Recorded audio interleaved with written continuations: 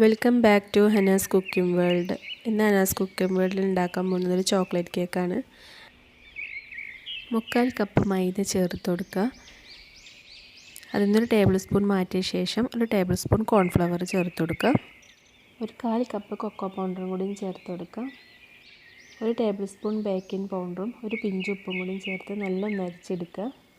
4 egg ഇവിടെ എടുത്തിട്ടുണ്ട്. അതിലേക്ക് ഒരു ടീസ്പൂൺ വാനില എസൻസും ചേർത്ത് നല്ലൊന്ന് മിക്സ് ചെയ്തെടുക്കുക. ഇതിലേക്ക് 3/4 കപ്പ് പഞ്ചസാര പൊടിച്ചതും കൂടിയും ചേർത്ത് കൊടുത്ത് നല്ലൊന്ന് ബീറ്റ് ചെയ്തെടുക്കുക. ഒരു ടേബിൾ സ്പൂൺ സൺഫ്ലവർ ഓയിലും കൂടിയും ചേർത്ത് നല്ലൊന്ന് മിക്സ് ചെയ്തെടുക്കുക. ഇതിലേക്ക് നേരത്തെ നമ്മൾ അരിച്ച് വെച്ച ഡ്രൈ ഇൻഗ്രീഡിയൻസ് ചേർത്ത് കൊടുക്കുക.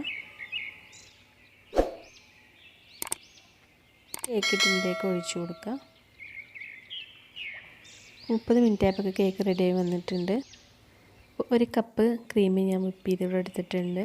3 ടേബിൾ സ്പൂൺ ചോക്ലേറ്റ് ഗനാഷ് ചേർത്ത് കൊടുക്കുക ക്രീമിലേക്ക്. ഇപ്പോൾ ക്രീം ഒന്നും കൂടി ഒന്ന് ബീറ്റ് ചെയ്തെടുക്കുക. ഇപ്പോൾ കേക്ക് ഒന്ന് ക്രീം ചെയ്തെടുക്കുക. ഷുഗർ സിറപ്പിലേക്ക് 1 ടേബിൾ സ്പൂൺ ചോക്ലേറ്റ് ഗനാഷും 1 ടേബിൾ സ്പൂൺ കണ്ടൻസ്ഡ് മിൽക്കും കൂടി ചേർത്ത് കൊടുത്തുള്ള മിക്സാണിത്. അപ്പോൾ അതിൻ്റെ മേലേക്ക് നമുക്ക് ക്രീം വെച്ച് കൊടുക്കാം. ക്രീം വെച്ച ശേഷം കുറച്ച് ചോക്ലേറ്റ് ഒന്ന് ഗ്രേറ്റ് ചെയ്തിട്ട് കൊടുക്കുക. പിന്നെ 1 ടേബിൾ സ്പൂൺ കണ്ടൻസ്ഡ് മിൽക്കും കൂടി ചേർത്ത് കൊടുക്കുന്നുണ്ട്. അപ്പോൾ കേക്കിൻ്റെ അവസാനത്തെ ലെയറും കൂടി വെച്ചിട്ടൊന്ന് ക്രം കോട്ട് ചെയ്ത് വെക്കുക. ക്രം കോട്ട് ചെയ്ത കേക്ക് 1 മണിക്കൂർ ഫ്രിഡ്ജിൽ വെക്കുക.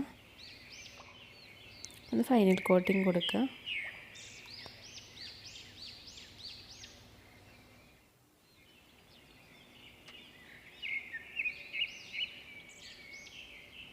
സ്ക്രൈപ്പർ വെച്ചിട്ട് സൈഡൊക്കെ ഒന്ന് ഫിനിഷ് ചെയ്തെടുത്തിട്ടുണ്ട്.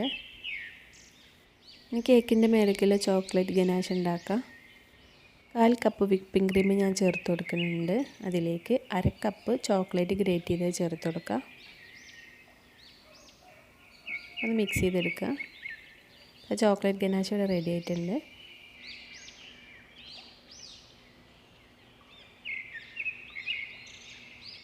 ഇപ്പോൾ കേക്കിൻ്റെ മേലെ കുറച്ച് ചോക്ലേറ്റ് ഞാൻ വെച്ച് കൊടുക്കുന്നുണ്ട്.